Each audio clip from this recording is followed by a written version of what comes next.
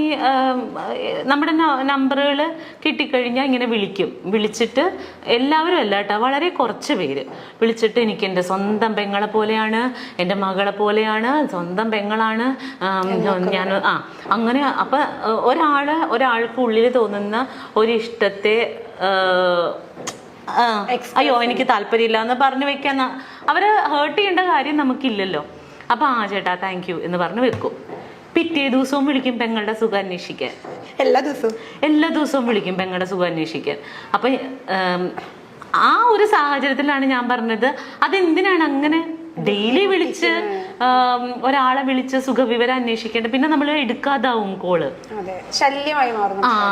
ചിലപ്പോൾ വീഡിയോ കോളൊക്കെ ചെയ്ത് കളയും. നമ്മൾ എങ്ങനെയാണ് നമ്മുടെ വീട്ടിൽ നിൽക്കണം, അല്ലെങ്കിൽ നമ്മുടെ റൂമിൽ എന്തായിരിക്കും നമ്മുടെ അവസ്ഥ എന്നൊന്നും നമുക്കറിയില്ലല്ലോ. ചിലപ്പോൾ കുളിക്കാൻ കയറുന്ന ടൈമായിരിക്കും വീഡിയോ കോളൊക്കെ ചെയ്യും. അപ്പൊ അതൊക്കെ നമുക്ക് ടെക്നിക്കലി ഇതൊക്കെ ബുദ്ധിമുട്ടല്ലേ. അപ്പൊ അപ്പോഴാണ് ഞാൻ പറഞ്ഞത്, ഇപ്പൊ എന്നെ സംബന്ധിച്ച് എനിക്ക് എൻ്റെ ആങ്ങളെ കാണുന്ന പോലെ എനിക്ക് വേറൊരു ആളെ എൻ്റെ സ്വന്തം ബ്രദറായിട്ട് കാണാൻ പറ്റുമോ? ഇല്ല, പറ്റില്ല. എനിക്ക് എൻ്റെ മകനെ പോലെ എനിക്ക് വേറൊരാളെ കാണാൻ പറ്റില്ല എന്ന് ആ സാഹചര്യത്തിലാണ് ഞാൻ പറഞ്ഞത്. ഓക്കെ. അതിനുശേഷം ഞാൻ ബിഗ് ബോസിന്റെ ഉള്ളിൽ പോയി. കുറേ ബിഗ് ബോസിന് അത് വേറൊരു ലൈഫാടാ. ഇപ്പൊ കൊറോണ വന്നു, നമ്മുടെ വീട്ടില് TV ഉണ്ട്, മ്യൂസിക് സിസ്റ്റം ഉണ്ട്, നമ്മുടെ കുഞ്ഞുങ്ങളുണ്ട്, അച്ഛനുണ്ട്, അമ്മയുണ്ട്, നമുക്ക് ഇഷ്ടമുള്ള സാധനങ്ങൾ ഉണ്ടാക്കി കഴിക്കാം. കള്ളുകുടിക്കുന്നവർക്ക് വീട്ടിൽ മദ്യം ഉണ്ടെങ്കിൽ അതും കുടിക്കാം. ആർക്കും ഒരു പ്രശ്നം ഉണ്ടായിരുന്നില്ല. ആകെ നമുക്ക് പോകാൻ പറ്റാത്തത് നമ്മുടെ വർക്കിംഗ് സ്പേസിൽ പോകാൻ പറ്റുന്നില്ല, റോഡിലേക്ക് ഇറങ്ങാൻ പറ്റുന്നില്ല, കടകളിൽ പോകാൻ പറ്റുന്നില്ല. ഇതായിരുന്നു നമുക്കുണ്ടായിരുന്ന ബുദ്ധിമുട്ട്. ആ സമയത്ത് പോലും ആളുകൾ എന്തോരം ഫ്രസ്ട്രേറ്റഡ് ആയി. ഇതൊന്നുമില്ലാത്ത ഒരു സ്പേസിൽ പരസ്പരം പരിചയമില്ലാത്ത 16 പേര് ഒരുമിച്ച് ജീവിക്കുന്ന ഒരു വീട്ടിലാണ് നമ്മൾ കഴിയണത്. നമ്മൾ ഇതുവരെ എൻ്റെ ലൈഫിൽ എൻ്റെ 40ാമത്തെ വയസ്സിൻ്റെ ഇടയ്ക്ക് ഇതുവരെ ഞാൻ അങ്ങനെ ഒരു സിറ്റുവേഷൻ ഫേസ് ചെയ്തിട്ടില്ല. ഫേസ് ചെയ്തിരുന്നെങ്കിൽ എൻ്റെ അഭിപ്രായം ഒന്നും ഇതായിരിക്കില്ല. ഞാൻ അതുവരെ ഉണ്ടായിരുന്ന എൻ്റെ അഭിപ്രായം മുഴുവൻ മാറിപ്പോയി. കാരണം എനിക്ക് ഒന്നും ചെയ്യാൻ പറ്റണില്ല. എനിക്ക് മനസ്സിലാവണുണ്ട് എൻ്റെ തലയിലെ സ്ക്രൂ കഴിഞ്ഞ് വീഴുന്നത്. സീരിയസ്ലി ഞാൻ ഇങ്ങനെ. അപ്പൊ എൻ്റെ ഒരു ആഗ്രഹം, എനിക്ക് ബെർണാച്ചനെ കാണാൻ പറ്റില്ല. ദൈവമേ, എനിക്ക് അവന്റെ കൈയൊന്ന് അതിന്റെ ഇടയിൽ കൂടി ഒന്ന് കാണാൻ പറ്റുമായിരുന്നെങ്കിൽ ഞാനവിടെ നിന്ന് പൊട്ടിക്കരഞ്ഞിട്ടുണ്ട് കുഞ്ഞിനെ കാണാൻ പറ്റാതെ. കാരണം അപ്പൊ ചോദിക്കും, നീ എന്തിനാ പോയെന്ന് ചോദിക്കും. ഞാൻ ഓർത്ത് എനിക്ക് ഈസി ആയിട്ട് അത് സർവൈവ് ചെയ്യാൻ പറ്റും എന്നാണ്. ഇന്നും ബെർണാച്ചന് സ്കൂളിൽ പോയപ്പോൾ ഞാൻ ടോയ്ലറ്റിലിരുന്ന് കുറേ കരഞ്ഞു. വേറെ ഒന്നുമല്ല, ഞാൻ ഇന്ന് അവിടെ നിന്ന് പോരും, എനിക്കിന്ന് അവനെ കാണാൻ പറ്റില്ല. സ്കൂൾ വിട്ട് വന്ന് കഴിയുമ്പോൾ ഇനി ഞാൻ 10-15 ദിവസം കഴിയുമ്പോഴേ ഒരു ടിഷ്യൂ തരും.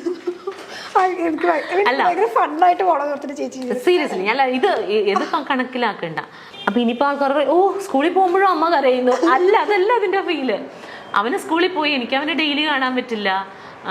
അപ്പോൾ ഇനിയിപ്പോൾ വൈകുന്നേരം സാധാരണ ഞാൻ ഇവിടെ ആണെങ്കിലും വീട്ടിലുണ്ടാവും ഞാൻ അവൻ വരുമ്പോൾ, അല്ലെങ്കിൽ രാത്രി ഞങ്ങൾ ഒരുമിച്ചാണ് ഇറങ്ങണത്. ഇന്ന് മുതൽ ഇനി അത് പറ്റില്ല. ഇന്നിപ്പോൾ ഞാൻ പോകുമല്ലോ. അപ്പം എനിക്ക് അവൻ പോകുമ്പോൾ ഒരു തിങ്ങലാണ്. ഇതിൻ്റെ 100 ഇരട്ടിയാണ് ഞാൻ ബിഗ് ബോസ് വീട്ടിൽ വെച്ച് അനുഭവിച്ചത്. അവിടെ വെച്ചിട്ടാണ് ഈവൻ ഫുക്രു, ഞാൻ പറഞ്ഞത് സത്യമാണ്, അവിടെ വെച്ചിട്ട് എനിക്ക് ബെർണാച്ചനായോ എന്നുള്ളതല്ല, ആ ഒരു സ്ഥലം ഫില്ല് ചെയ്യാൻ വേണ്ടിയിട്ട് ഈ കുട്ടി എന്നെ ഒരുപാട് ഹെൽപ്പ് ചെയ്തിട്ടുണ്ട്. ബെർണാച്ചൻ എന്നെ ഡി മഞ്ജുപത്രോസ എന്നൊക്കെ പറഞ്ഞ് എന്റെ മോൻ വന്ന് വിളിക്കും.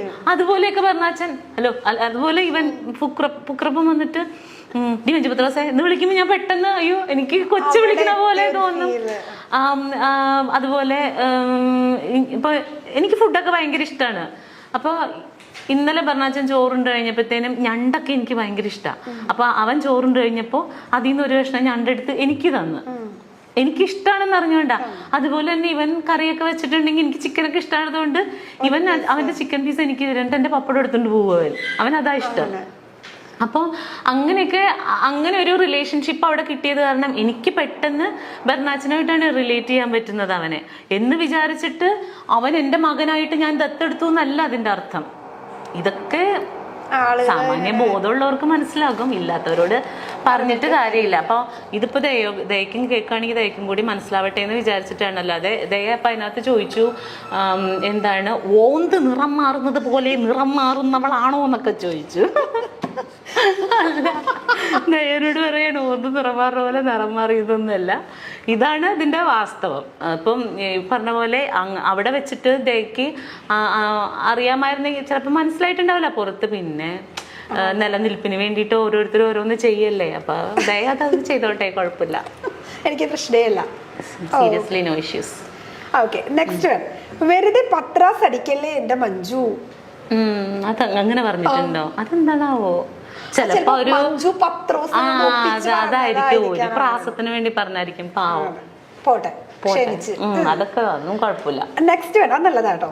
വരും കാലത്തെ ലളിതാമ്മ. ഓക്കെ, എന്താ മഞ്ജു ചേച്ചിക്ക് നാഷണൽ അവാർഡ് കിട്ടാതെ? എന്റെ കർത്താവേ, അങ്ങനെ ചോദിക്കല്ലേ. ഞാൻ അതിന് മാത്രം വലിയ കാര്യങ്ങളൊന്നും ചെയ്തിട്ടില്ല. നാഷണൽ അവാർഡ് കിട്ടാൻ പാകത്തിനൊന്നുമുള്ള അങ്ങനെ ഒരു നല്ല ക്യാരക്ടറോ. അതെന്താ അറിയോ, ഇപ്പോൾ നമ്മുടെ ഇൻഡസ്ട്രിയിൽ നിൽക്കുന്ന എല്ലാ ആർട്ടിസ്റ്റുകളും നല്ല ടാലന്റഡ് ആയിട്ടുള്ളവരാണ്. പക്ഷേ ചിലർക്ക് നല്ല ഓപ്പർച്യൂണിറ്റീസ് കിട്ടും. ഇപ്പൊ എനിക്ക് അഭിനയിക്കാൻ കഴിവുണ്ട്, ഞാൻ എൻ്റെ വീട്ടിൽ പോയിരുന്ന് അഭിനയിച്ചിട്ട് വല്ല കാര്യമുണ്ടോ? എനിക്കിപ്പോ ചിലപ്പോ അല്ലെങ്കിൽ ഇപ്പൊ ആർക്കാണെങ്കിലും ഇപ്പൊ ലളിതാമ്മ ചെയ്ത പോലെയുള്ള നല്ല ഡെപ്ത് ആയിട്ടുള്ള ക്യാരക്ടർ ഈസി ആയിട്ട് ചെയ്യാൻ പറ്റുമെന്ന് വിചാരിക്കുക. എനിക്കിതിപ്പോ ഒരവസരം കിട്ടിയാലല്ലേ എനിക്കിത് ചെയ്ത് കാണിക്കാൻ പറ്റുള്ളൂ. അപ്പൊ ചിലപ്പോ ഇത് എഴുതുന്ന ആളുകൾക്ക് നമ്മളിൽ അത്ര വിശ്വാസം ഉണ്ടാവില്ലായിരിക്കും, അതുകൊണ്ട് തരില്ല. അല്ലെങ്കിൽ അത്തരത്തിൽ കഥാപാത്രങ്ങൾ ജനിക്കുന്നുണ്ടാവില്ല. പിന്നെ ഒരെണ്ണം ജനിക്കുമ്പോൾ കുറച്ചും കൂടി ബെറ്റർ ആയിട്ടുള്ള ഒരാളിലേക്ക് പോവായിരിക്കും.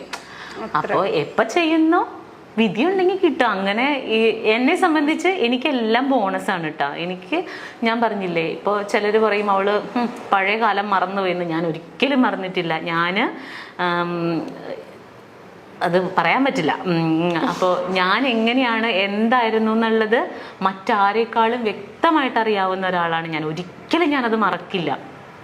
അപ്പോൾ ഇല്ലില്ല, എനിക്ക് കരച്ചിൽ വരാറില്ല. ഞാൻ അങ്ങനെ ഇപ്പോൾ കരയാറില്ല. അപ്പോൾ ആ ഒരു സാഹചര്യത്തിൽ നിന്ന മഞ്ജു ഇന്ന് നല്ല ഭക്ഷണം കഴിക്കുന്നുണ്ട്, നല്ല വസ്ത്രം ധരിക്കുന്നുണ്ട്, വീട് വെക്കുന്നുണ്ട്, എൻ്റെ മകനെ പഠിപ്പിക്കുന്നുണ്ട്. ഇതൊന്നും ഭയങ്കര സംഭവമൊന്നുമല്ല. എനിക്ക് കിട്ടുന്ന ഗിഫ്റ്റാണ് ഇതൊക്കെ.